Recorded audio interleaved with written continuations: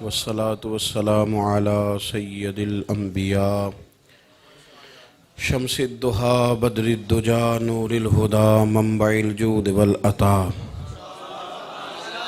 اما بعد اعوذ باللہ من الشیطان الرجیم بسم اللہ الرحمن الرحیم وداعیا الی اللہ بإذنہ وسراجا منیرا صدق اللہ العظیم ان اللہ وملائکتہ یصلون علی النبی یا ایہا الذین آمنوا صلوا علیہ وسلموا تسلیما اللہم صلی علی سیدنا و مولانا محمد معدن الجود والکرم وآلہ وصحبہ وبارک وسلم الصلاة والسلام علیک یا سیدی یا رسول اللہ وعلی آلک واصحابک یا سیدی یا حبیب اللہ۔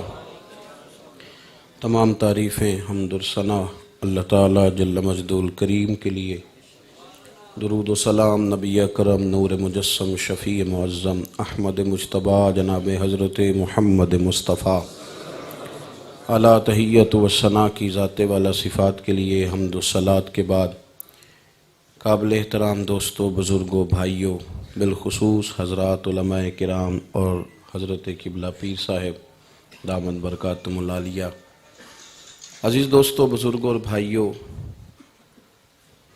آج سفر کرنا خاصا ایک مشکل کام بن گیا تھا۔ صبح بڑا لمبا چوڑا دھند کا ڈھیرا تھا، لیکن یہ وعدہ ہو چکا تھا۔ کوشش کی کہ اللہ تعالیٰ تکمیل کی توفیق عطا فرمائے۔ وقت کافی ہو گیا ہے، بڑی چند ایک باتیں صرف آپ کی خدمت میں عرض کرنی ہے۔ مجھے ایک جگہ جانا ہے کون وعدے کے لیے۔ بھائیوں، اللہ تعالیٰ نے رسول پاک علیہ السلام کو بہت ساری عظمتوں سے مالا مال فرمایا، اور حضور سید عالم علیہ السلام کی جو ہر شان، ہر بلندی، ہر رفعت ہے، وہ وراء الورا ہے۔ کوئی شخص جتنا مرضی اس پہ کلام کر لے، جتنا مرضی لکھ لے، حضور کی کسی ایک صفت مبارکہ کا بھی وہ پورا حق نہیں ادا کر سکتا۔ لیکن نبی پاک صلی اللہ تعالیٰ علیہ وسلم کی عظمتوں اور شانوں میں سے ایک شان یہ ہے کہ حضور داعی اللہ ہے، لوگوں کو اللہ کی طرف بلانے والے۔ فرمایا وَدَاعِيًا إِلَى اللَّهِ بِإِذْنِهِ، ہم نے آپ کو اللہ کی طرف دعوت دینے والا بنا کے بھیجا ہے، اور اللہ کے اذن کے ساتھ، وَسِرَاجًا مُنِيرًا، اور چمکتا ہوا آفتاب بنا کے بھیجا۔ انسان زندگی کے اندر جتنی بھی کامیابیاں حاصل کرتا ہے یا کہیں ناکام ہوتا ہے تو اس کی بنیادی وجہ اس کا عقیدہ ہوتا ہے۔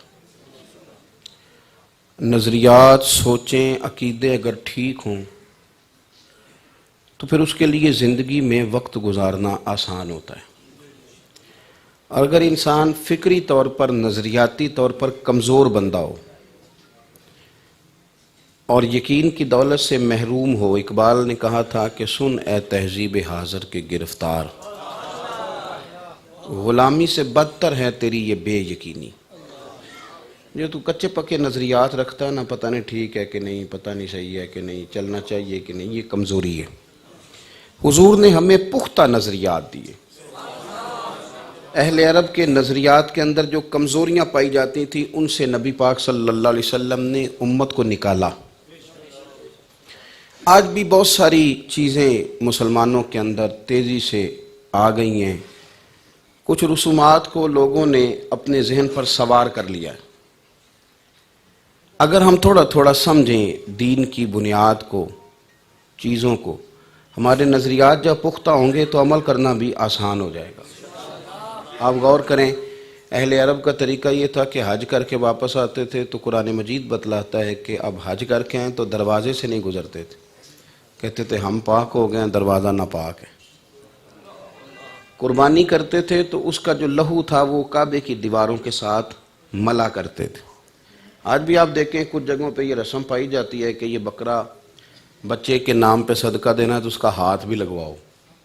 بھئی ہاتھ لگوانا کوئی ضروری کام نہیں ہے، آپ کسی کے نام پہ کسی جگہ بھی آپ کر لینا تو معاملہ ہو جائے گا۔ وہ پیران نظام کئی دفعہ بڑی مشکل میں آتے ہیں، مرید کہتے ہیں گھر آ کے دعا کرو، اور اگر بتائیں ایک دن میں 70 مریدوں کے گھر دعا کرنی پڑے تو کیا بنے گا؟ تو اگر وہ اس بات پہ تھوڑا سا ٹھہر جائیں کہ دعا جہاں بھی کر دی جائے وہ پہنچ جایا کرتی ہے، تو ذرا آسانی ہو جائے، دین کا کام کرنے والے یکسوئی سے کوئی کام کر سکے۔ تو اوہام پرستی، توہمات، دین میں اس کا کوئی وجود نہیں ہے۔ یہ جو کچی باتیں لوگ کرتے ہیں نا، کالی بلی رستہ کاٹ گئی تھی اور دودھ میرا گر گیا تھا اور پیچھے سے کسی نے آواز دے لی تھی، ہم وہ کام کر سکیں گے جو سارے لوگ کہیں کہ بالکل ٹھیک ہو رہا ہے، وہ کام ہم کر پاتے ہیں۔ باقی کسی ایک بندے نے بھی کہہ دیا نا تو ٹھیک نہیں، تو ہم پریشان ہو جاتے ہیں۔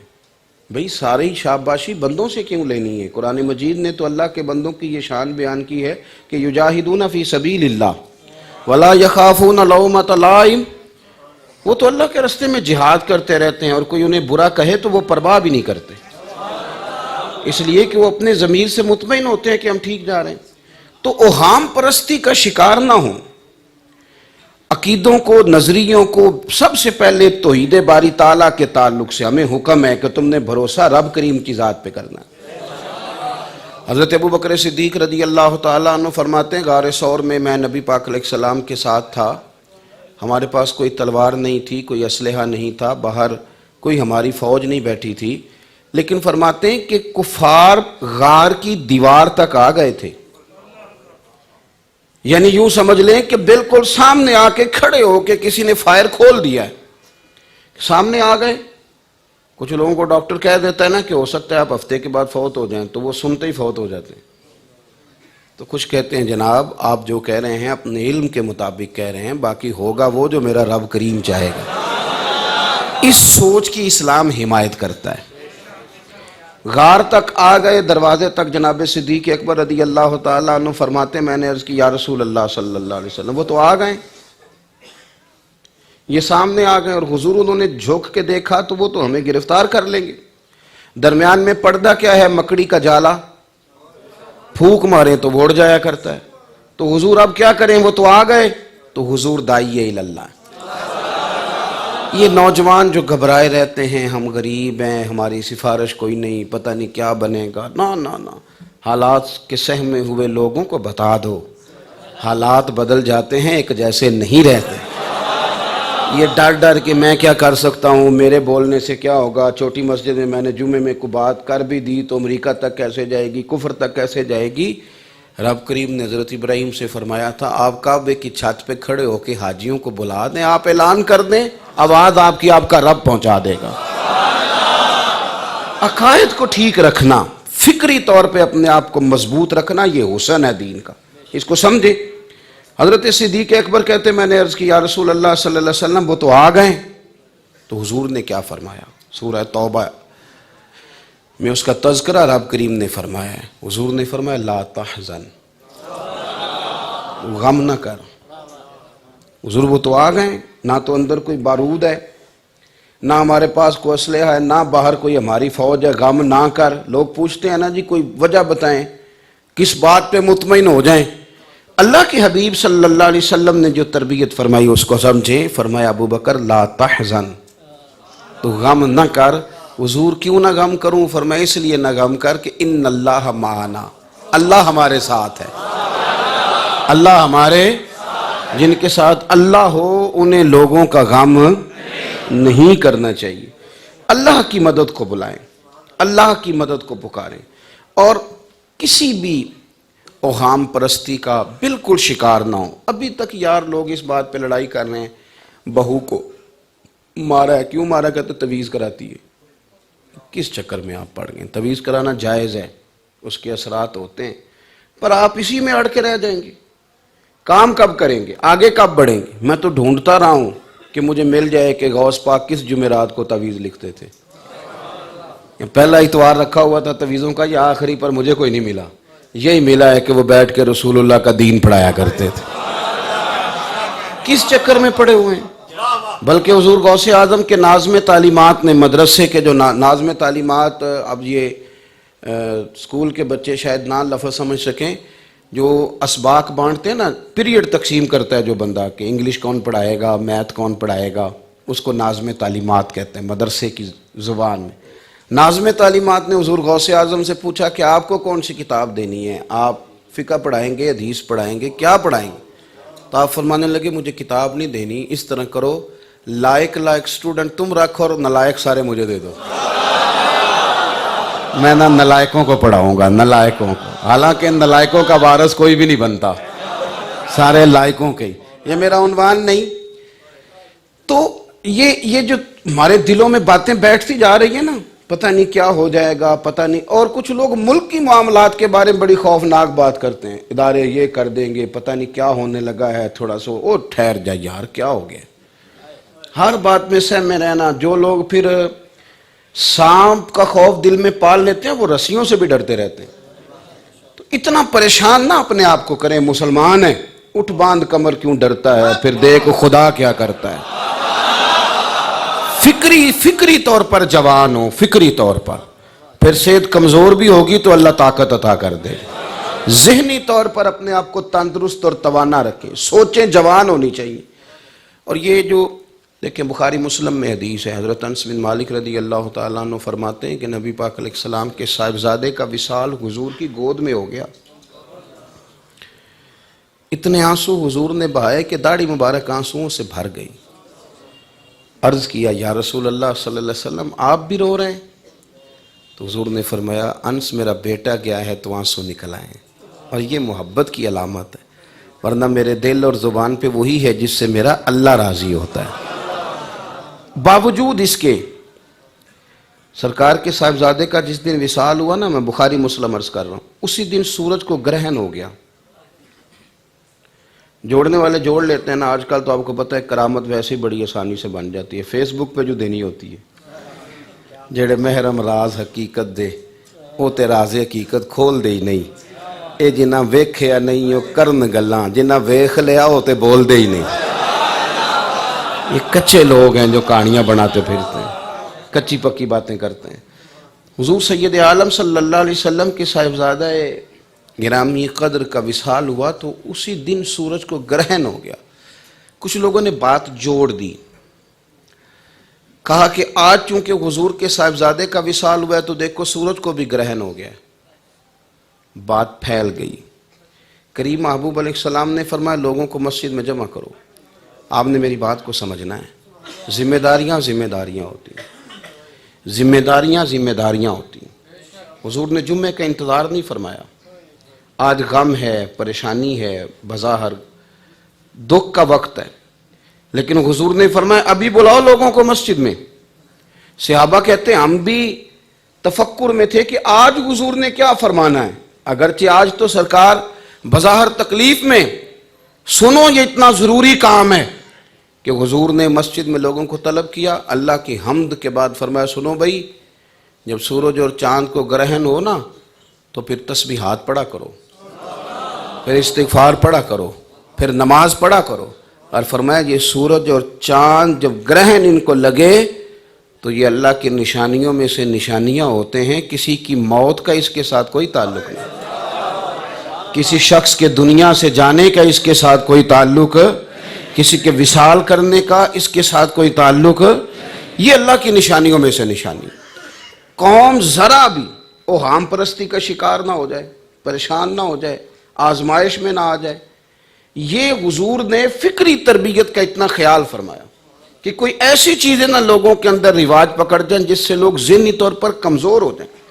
ہمارے ہاں تو اتنی عجیب حالت ہے، مطلب یہ کہتے ہیں پیر صاحب ناراض ہو گئے تو بہن فوت ہو گئی۔ بھئی پیر صاحب ناراض ہو بھی جائیں تو پھر بھی رب کریم کے بندے کی یہ شان نہیں ہوتی کہ کسی کے نقصان کے لیے دعا کر دے۔ تو آپ ویسے بھی پیر صاحب ناراض، ان کو وہ تو اس بات سے ناراض ہوتے ہیں کہ آپ نماز نہیں پڑھ رہے، آپ اللہ نہیں کر رہے، باقی باتوں سے کیا ناراض ہونا، کیا ریاضی ہونا، طریقت میں اس کا کوئی تعلق ہی نہیں۔ عقیدہ توحید پر جو مضبوطی ہے اس کو ذہن میں رکھیں، عقیدہ توحید پر جو مضبوطی ہے اس کو، حضرت مولا علی شیر خدا رضی اللہ تعالیٰ عنہ سخت سردی میں بھی گرمیوں والے کپڑے پہنتے تھے اور سخت گرمیوں میں سردیوں والے کپڑے۔ کسی نے پوچھا حضور آپ مطلب دیکھیں نا، گرمی کے موسم میں کسی نے چادر اوڑھی ہو تو بندہ دیکھنے والا ہی پریشان ہو جاتا ہے، کہتا ہے جناب اتنی گرمی ہے اور آپ نے اتنی موٹی چادر اوڑھ لی ہے. تو کہا مولا کائنات سے یہ آپ کیا کرتے ہیں؟ تو آپ فرمانے لگے مجھے میرے نبی پاک نے دعا دی ہے. اے اللہ، علی چونکہ میدان کے آدمی تھے، فرماتے ہیں حضور نے دعا دی ہے، اے اللہ اسے سردی گرمی کے اثر سے بچا کے رکھنا.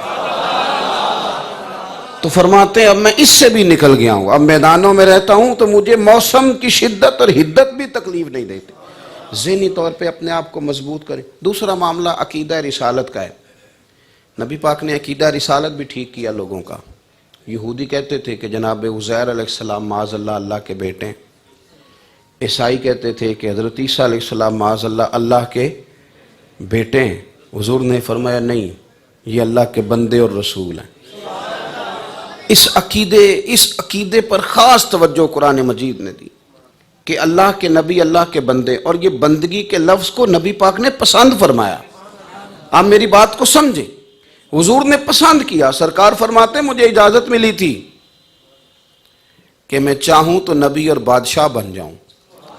حضرت یوسف علیہ السلام نبی بھی ہیں بادشاہ بھی ہیں، جناب سلیمان علیہ السلام نبی بھی ہیں بادشاہ بھی ہیں. مجھے اجازت ملی تھی نبی یا بادشاہ بن جاؤں، نبی اور بادشاہ بن جاؤں. تو میں نے کہا نہیں مالک، نبی اور بادشاہ نہیں، میں نبی اور تیرا بندہ بننا چاہتا ہوں. عبدہ و رسولہ. بات کو سمجھیں. اقبال کہتے ہیں متاع بے بہا ہے درد و سوز آرزو مندی. یہ مقام بندگی دے کر نہ لو شان خدا بندی. یہ کوئی چھوٹا کمال ہے اللہ کا بندہ ہونا؟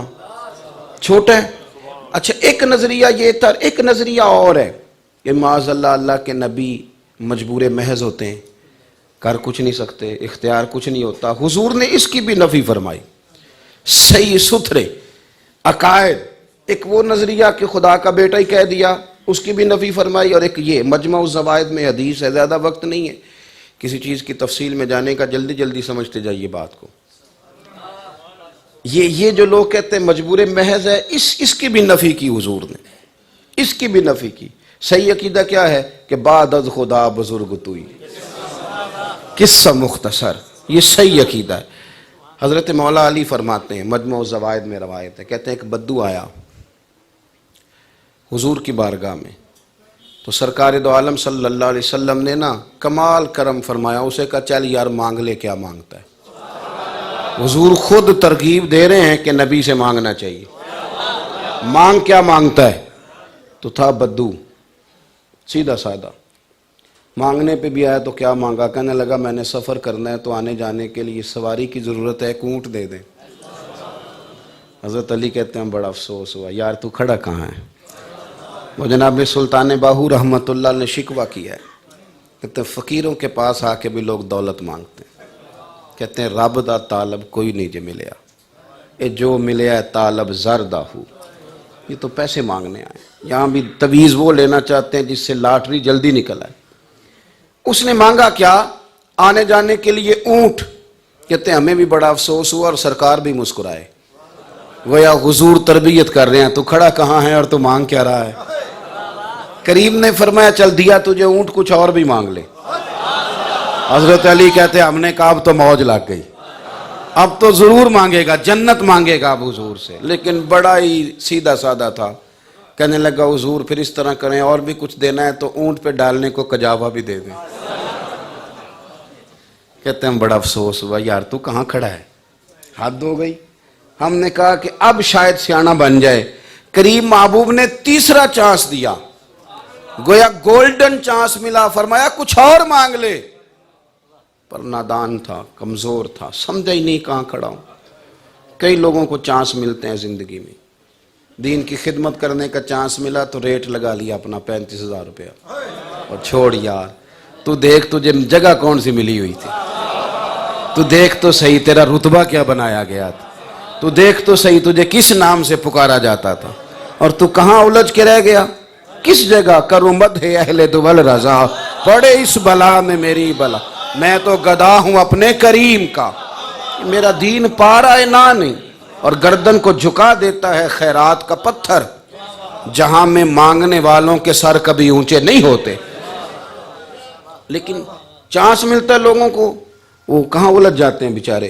حضرت مولا علی کہتے ہیں حضور نے نا تیسرا چانس دیا, کچھ مانگ لے, لیکن بڑا ہی نادان تھا. کہنے لگا جی ٹھیک ہے, اونٹ بھی مل گیا, کجاوا بھی مل گیا, اگر اور کچھ دینا ہے تو آنے جانے کا خرچہ بھی دے دو, مسجد میں اونچا نہیں ہنسنا چاہیے.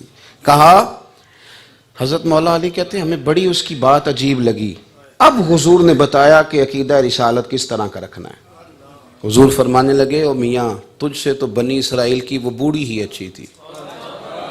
جناب موسیٰ علیہ السلام کو جب حکم ہوا کہ ہجرت کر کے جا رہے ہیں تو حضرت یوسف کی قبر مبارک سے ان کا تابوت شریف بھی نکال کے لے جائیں. جناب موسیٰ نے معلومات کی کہ حضرت یوسف علیہ السلام کے مزار کا کسے پتہ ہے. سارے بنی اسرائیل میں سے ایک بوڑھی کو پتہ تھا. حضور فرماتے ہیں جناب موسیٰ علیہ السلام نے فرمایا اماں بتا دے پتہ. کہنے لگی مفت نہیں بتاؤں گی, فری میں تھوڑی بتاؤں گی, نبی کے مزار کا پتہ بتانا ہے, فری میں تھوڑی بتاؤں گی, قیمت لگے گی. کہا کیا لوگی؟ کہنے لگی حضور فرما رہے ہیں, تربیت کر رہے ہیں. حضور فرماتے ہیں تجھ سے تو بوڑھی اچھی تھی. حضرت موسیٰ علیہ السلام سے کہنے لگی اگر آپ نے پتہ پوچھنا ہے نا جناب یوسف کے مزار کا, تو پھر نا میں جنت میں وہ والا مکان لوں گی جس کے پڑوسی حضرت موسیٰ علیہ السلام ہیں. نبیوں کے محلے میں جگہ لوں گی. کیا کہتے ہیں اعلیٰ حضرت فاضل بریلوی فرماتے ہیں اور کون دیتا ہے دینے کو منہ چاہے, دینے کو بھی منہ چاہے, اور دینے والا ہے سچا ہمارا نبی, دینے والا ہے سچا ہمارا. تو حضرت موسیٰ علیہ السلام نے کہا ماں تو جنت میں مکان مانگ, تو بڑی مہنگی سوسائٹی میں چلی گئی, وہ تو نبیوں کے درجے سب سے اونچے, کہاں پہنچ گئی تو؟ کہنے لگے ٹھیک ہے پھر آپ کسی اور سے پوچھ لیں, نہیں میں بتاتی. اب یہاں شارحین نے لکھا ہے کہ مسئلہ یہ ہے کہ اس کو یاد بھی تو رب کریم نے رکھوایا نا, وہ بول بھی تو اللہ کی توفیق سے رہی تھی نا, میری طلب بھی تو تیرے کرم کا صدقہ ہے, یہ پاؤں اٹھتے نہیں بلکہ یہ اٹھائے جاتے. کہا میں تو وہی مکان لوں گی ورنہ آپ کسی اور سے پوچھ لیں. تو رب کریم نے فرمایا میرے کلیم وعدہ آپ کر لیں اور مکان جنت میں آپ کے پڑوس میں اسے عطا کر دوں. گویا رسول کریم علیہ السلام نے فرمایا جب انبیاء کے پاس آؤ نا تو خالی اونٹ اور کجاؤں کا سوال نہ کرو, وہاں تو جنت مانگنی چاہیے, وہ بھی اعلیٰ درجے کی مانگنی چاہیے. اب تنگی داماں پہ نہ جا اور بھی ہے آج وہ مائل باتا اور اعلیٰ مانگ. اسی طرح سے حضور نے نا ہمارا برزخی عقیدہ بھی ٹھیک کیا. قبر دوزخ کے گڑھوں میں سے گڑھا ہے. میں نے گجرانوالہ سے نکلنا تھا, مجھے خبر تھی کہ مجھے پنڈی گھیب جانا ہے, تو میں پشاور کے روڈ پہ تو نہیں نہ چڑھوں گا, کیونکہ مجھے یہاں آنا ہے, مجھے یہیں پہنچنا ہے. مجھے پتہ ہوتا ہے کہ میرے اعمال کس طرح, اگر مجھے یہ پتہ ہے نا میرے مکان کا ریٹ کتنا ہے, آج کل میری گاڑی کی ویلیو کیا ہے, تو یہ بھی مجھے پتہ ہوتا ہے کہ میرے نامہ اعمال میں نیکیاں کتنی ہیں, ہمیں پتہ ہوتا ہے. بھولے بن جاتے ہیں جان بوجھ کے, بھولے اس معاملے میں بڑے بھولے بالے, بڑے سادے, اللہ خیر کرے گا. تو بھئی یہ آپ نے مکان کا سودا کرتے وقت تو نہیں کہا تھا, تب تو آپ نے کہا تھا گلی چوڑی ہے میری پورے پیسے لوں گا, تب تو نہیں کہا تھا جتنے مرضی دے دے اللہ خیر کرے گا. بات کو سمجھے. ایک نوجوان وضو کر رہا تھا میرے سامنے, تو ٹخنا اس کا خشک رہ گیا. میں نے اسے کہا میاں یہ ٹخنا جو ہے نا یہ دھو لو, وضو نہیں ہوتا. کہنے لگا اللہ خیر کرے گا. میں نے کہا کیا کام کرتے ہو؟ کہتے کپڑے کی دکان ہے. میں نے کہا آج کل کھدر کا کیا ریٹ ہے صاحب؟ کہنے لگا وہ سمجھ لیں 100 روپے گز ہے. تو میں نے کہا اگر 50 دے دو تو اللہ خیر کرے گا.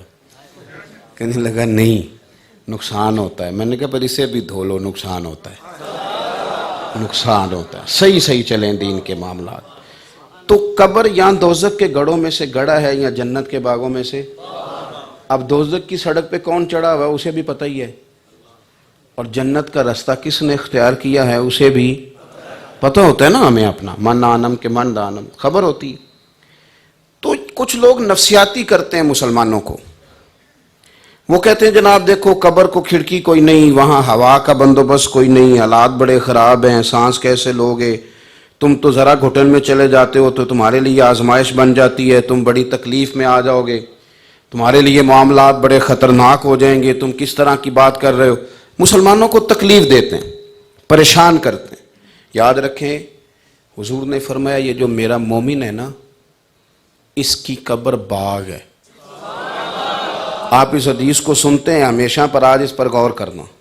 فرمایا بندہ مومن کی قبر باغ ہے، اور وہ بھی معمولی نہیں، جنت کے باغوں میں سے باغ. اور روضۃ من ریاض الجنہ، جنت کے باغوں میں سے. پھر غور کریں، قبر کیا ہے؟ باغ.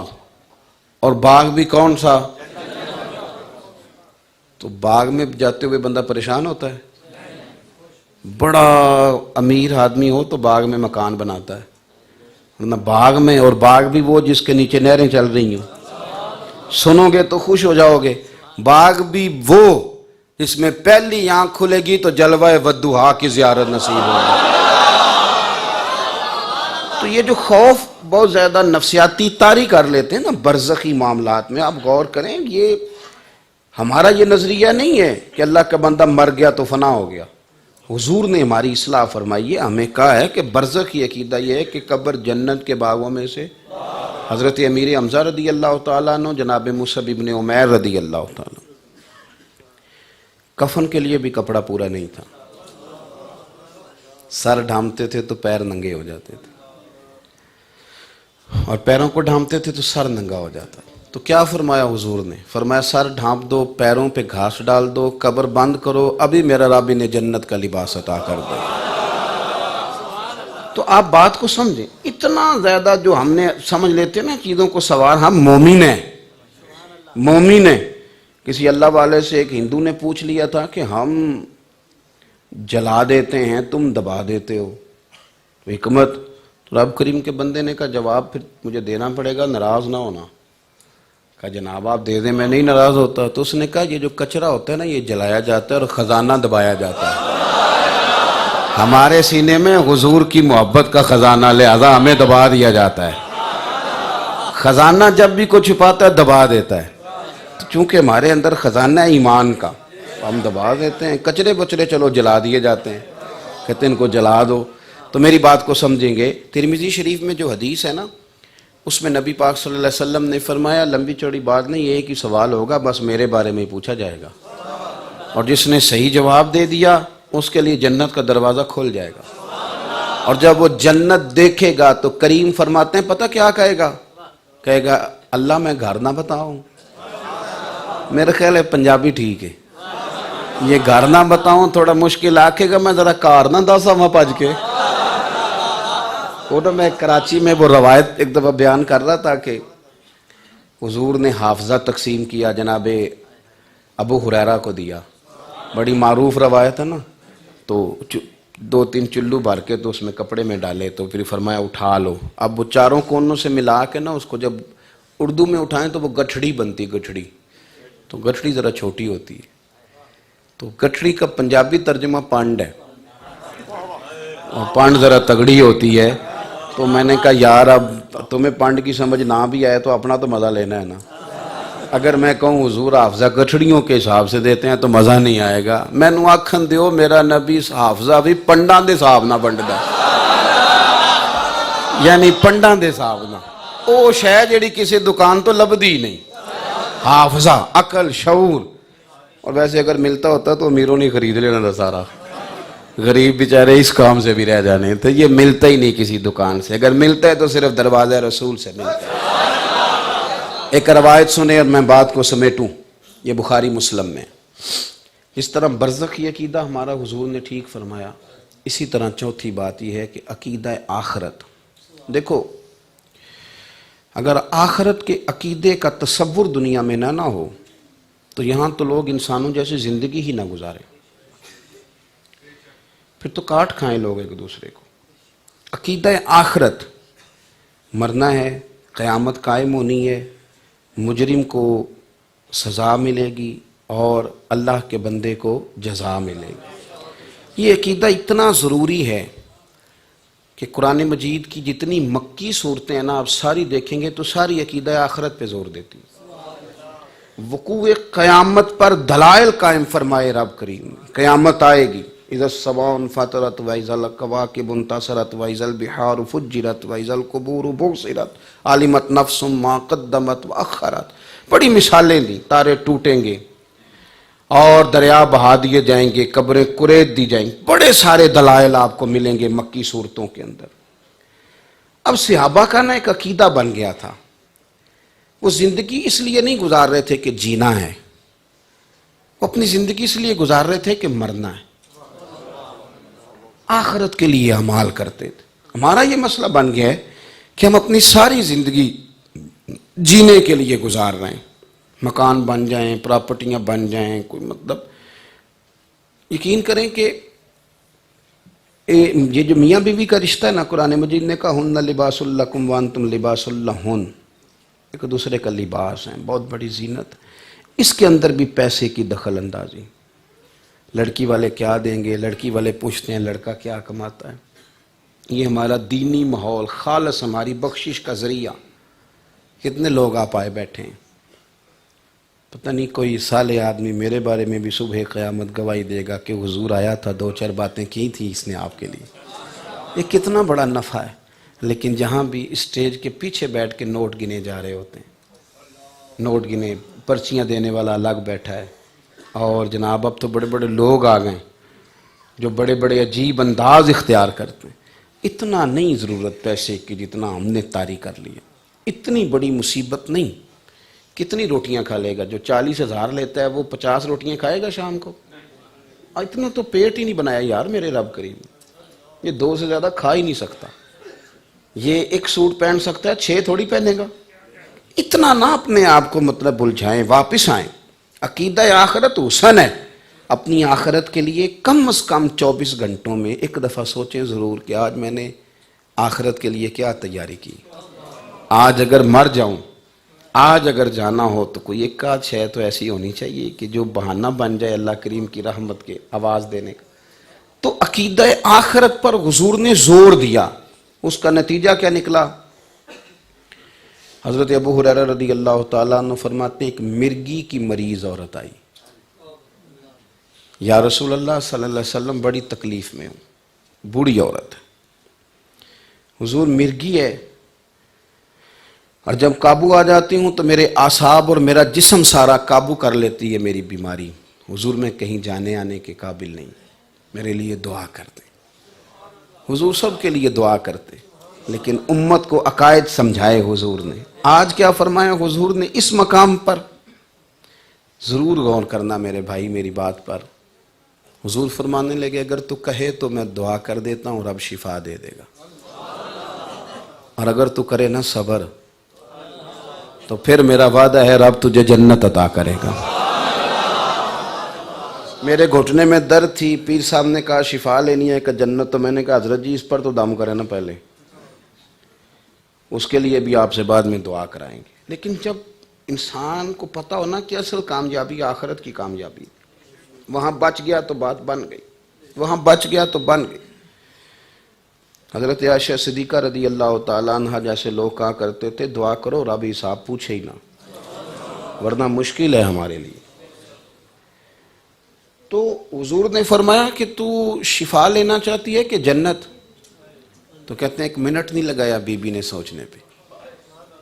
گویا کہتی ہے حضور تھوڑی سی تو زندگی ہے. اس کی بات کا ترجمہ تھوڑی سی تو زندگی ہے، میں مرگی کے ساتھ ہی گزارا کر لوں گی. آپ دعا کر دے میرا رب مجھے جنت عطا فرما دے. اس کو سمجھ لیں، آپ اس کو سمجھیں. اپنی آخرت کو ٹھیک کرنے کے لیے کوشش کرنا. آخرت کو پانی پر نہ سہیلیاں رنگا رنگ کڑے، اسی پریا اس دا جانیے جس دا توڑ چڑھے. اگر آگے مسئلہ ٹھیک ہو گیا تو پھر تو یہ نعرے کام آئیں گے، پھول کام آئیں گے، فوٹو کا پتہ چلے گا صحیح آئی تھی، اور وہاں جا کے الجھ گئے تو پھر یہاں کے نعرے استقبال کسی کام نہیں آتے. یہ سوچ حضور نے دی تھی تو اس نے کہا میں مرگی سمیت ہی جی لوں گی اور دعا کر دیں میری آخرت ٹھیک ہو جائے. تو حضور نے فرمایا جا تیرے ساتھ وعدہ ہے تجھے رب حساب کے بغیر جنت عطا کرے گا. تو کہتی ہے حضور جب مجھے مرگی ہوتی ہے تو کپڑا ہٹ جاتا ہے. عورتوں دعا کر دیں میرا کپڑا قائم رہے. صحابہ کہتے ہیں حضور نے دعا کر دی، کپڑے نہیں ہٹتے تھے اس کے، حضرت عثمان غنی کے زمانے مبارک تک موجود رہی. جب کوئی باہر سے آتا تھا اور کہتا تھا میں نے کو جنتی دیکھنا ہے تو صحابہ کہتے تھے چل تجھے بوڑھی اماں دکھائیں جسے دنیا میں حضور نے جنت کی بشارت دی. تو چاروں باتوں کو میں نے آپ کی خدمت میں عرض کیا، پھر دہراتا ہوں. عقیدہ توحید مضبوط، ڈر صرف اللہ کا، توکل صرف اللہ پہ، امیدیں اپنے اللہ. عقیدہ رسالت اس طرح کا کہ جب قریب محبوب سے مانگنا ہے تو پھر دنیا اور آخرت کی خیر مانگنی، پھر جھولیاں پھیلا کے مانگنا اور کھول کے مانگنا. پھر یہ بحث نہیں کرنی کتنا دیتے ہیں کتنا نہیں دیتے، پھر کہنا ہے حضور آپ ہی عطا کریں گے. اور تیسری بات یہ کہ قبر کے بارے میں اپنی سوچ کو صحیح کرے، ڈائریکشن ٹھیک ہونے چاہیے، اعمال بندے کے درست ہونے چاہیے. انشاءاللہ قبر کھڈا نہیں بنے گی تو باغ بنے گی، اور وہاں انشاءاللہ تعالی بہاریں ملیں گی. اور اپنی آخرت کے لیے روز دیکھو نا بھائی، انسان کے ارادے اور نیتوں پہ اللہ اسے نوازتا ہے. کوشش کریں ارادے بنے امور آخرت پر کہ ہم نے کیا کرنا ہے آخرت کے لیے. کوئی لمبے چوڑے پیسے ہوں تو پھر ہی صرف سخاوت کر کے بندہ آخرت نہیں خرید سکتا. میرے عزیز، مسجد میں جھاڑو دینے والی بی بی بھی اگر انتقال کر جائے تو حضور قبر پہ کھڑے ہو کے جنازہ پڑھتے ہیں، اعزاز ملتا ہے. شرط یہ ہے کہ ہمارا کچھ ارادہ ہو.